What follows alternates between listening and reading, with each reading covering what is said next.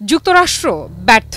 কেন এমন কথা বললেন রাশিয়ার প্রেসিডেন্ট ভ্লাদিমির পুতিন? কেন হঠাৎ রাশিয়ার ঐক্য নিয়ে কথা বলছেন তিনি? রাশিয়া কি কোনো ভাঙনের আশঙ্কা দেখছে, নাকি এটি পশ্চিমাদের উদ্দেশ্যে শুধুমাত্র কৌশলগত বার্তা? এই প্রশ্নগুলোর উত্তর খুঁজে পাওয়া যায় পুতিনের সাম্প্রতিক বক্তব্যে। চলুন জানা যাক বিস্তারিত।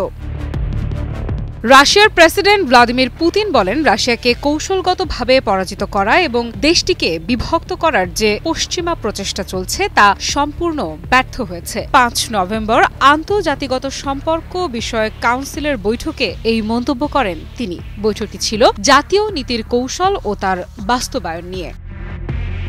পুতিনের অভিযোগ, রাশিয়ার বাইরে গড়ে তোলা হচ্ছে তথাকথিত আন্তর্জাতিক সংস্থা ও ছদ্মবেশী জাতীয় কেন্দ্র, যেগুলো আসলে রাশিয়ার বিরুদ্ধে তথ্যযুদ্ধের অস্ত্র হিসেবে কাজ করছে। প্রশ্ন হলো, এই তথাকথিত কেন্দ্রগুলো কারা পরিচালনা করছে? কেন তারা রাশিয়ার অভ্যন্তরীণ ইস্যুগুলোকে লক্ষ্য করছে? পুতিন বলেন, এই কেন্দ্রগুলো রাশিয়ার উপনিবেশ মুক্তকরণ নামে যে ধারণা প্রচার করছে তা আসলে রুশ ফেডারেশনকে ভেঙে টুকরো টুকরো করারই চেষ্টা। তিনি দাবি করেন, এই প্রচারণার আসল উদ্দেশ্য রাশিয়াকে তথাকথিত কৌশলগত পরাজয়ের মুখে ঠেলে দেয়া। তাহলে কি রাশিয়া বড় ধরনের বৈশ্বিক চাপের মুখে পড়তে চলেছে?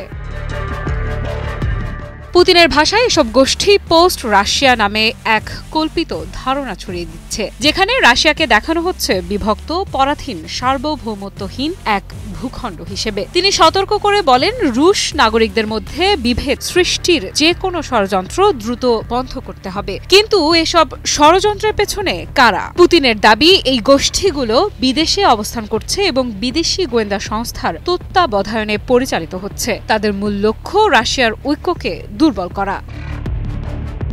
রুশ প্রেসিডেন্ট বলেন, রাশিয়ার প্রতিপক্ষরা নিত্যদিনের ঘটনা থেকে শুরু করে অভিবাসন ইস্যু পর্যন্ত সবকিছু ব্যবহার করছে সমাজে উত্তেজনা সৃষ্টি ও সংঘাত উস্কে দিতে। তারা এমনকি সরাসরি সন্ত্রাসী কৌশল অবলম্বনকারী চরমপন্থী গোষ্ঠীগুলোকেও ব্যবহার করছে। এখানেই প্রশ্ন, রাশিয়া কি এখন নতুন এক ধরনের যুদ্ধের মুখোমুখি, যেখানে অস্ত্রের বদলে ব্যবহার হচ্ছে তথ্য প্রচার আর বিভাজন?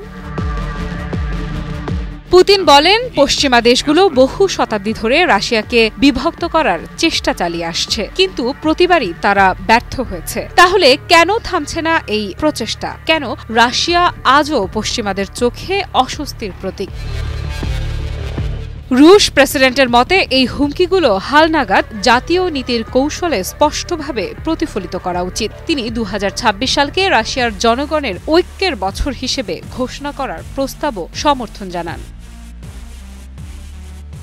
আফ্রিদা ইফরাত, নিউজ 24।